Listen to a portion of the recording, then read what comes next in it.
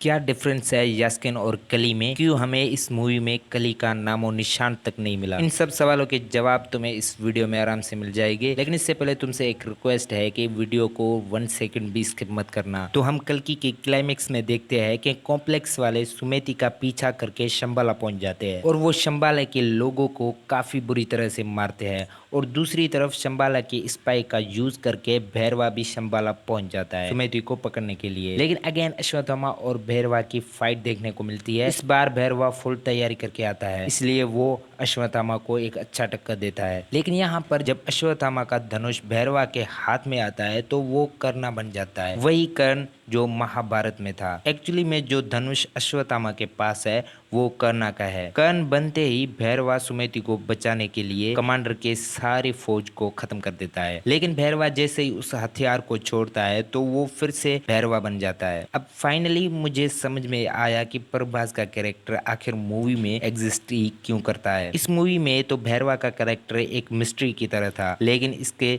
Second part में ये character काफी इंपॉर्टेंट होने वाला है, क्योंकि जैसे भैरवा अपने होश में आता है तो वो सुमेति को लेकर भाग जाता है। यहाँ पर भैरवा के पास दो चॉइसेस है, या तो भैरवा सुमेति को कॉम्प्लेक्स के हवाले करके खुद गर्ज आदमी की तरह जिंदगी गुजारेगा। वैसे भैरवा दिल का अच्छा है तो मे बी वो ऐसा नहीं करेगा, या तुम खुद सोचो क्या वो ऐसा कर सकता है। दूसरी चॉइस ये कि सुमेति का असलियत पता चलते ही जैसे कि वो एक भगवान को जन्म देने वाली है जो आगे जाके इसी कलयुग के लोगों को कली से छुटकारा दिलाएगा। तो दोनों चॉइसेस में प्रभास का सेम पॉइंट बनता है कि वो सुमेति को बचा लेगा। और दूसरी तरफ अश्वत्थामा भी सुमेति को ढूंढ रहा है। हो सकता है कि भैरवा सुमेति को यास्किन के हवाले करने से पहले ही अश्वत्थामा उसे बचा ले। अभी हम अपने मेन पॉइंट पर आते हैं। यास्किन कली है या नहीं, इस मूवी में हमें दिखाया जाता है कि यास्किन कॉम्प्लेक्स को चलाता है और कॉम्प्लेक्स जितना बाहर से अच्छा दिखता है अंदर से उतना ही बुरा होता है।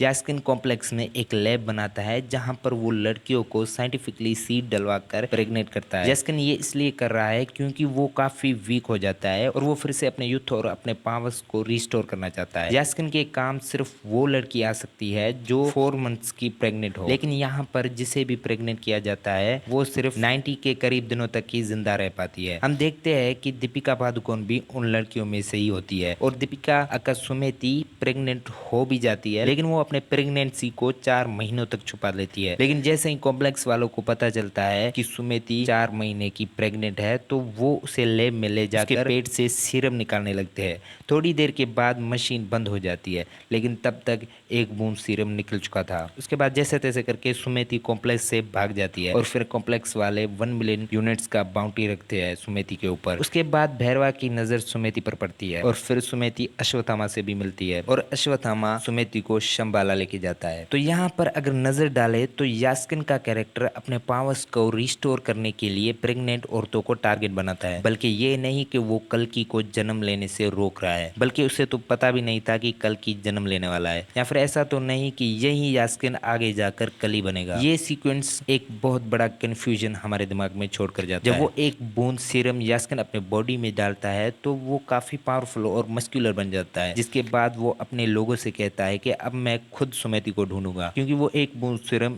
एक भगवान से लिया गया था जिसकी वजह से वो एक बूंद भी काफी ताकतवर होता है। इसलिए यास्किन पूरा सीरम लेना चाहता है और वो आगे जाकर इसके लिए ऐसे काम और पता नहीं क्या क्या करेगा कि उसको कली कहना गलत नहीं होगा। यास्किन ही है जो आगे जाकर कली बनेगा। वैसे इसके बारे में तुम्हारी क्या ओपिनियन है कमेंट्स में जरूर शेयर करना, क्योंकि बात करने के लिए अभी बहुत कुछ बाकी है। तो आज के लिए इतना ही, मिलते हैं एक अगले नए वीडियो में।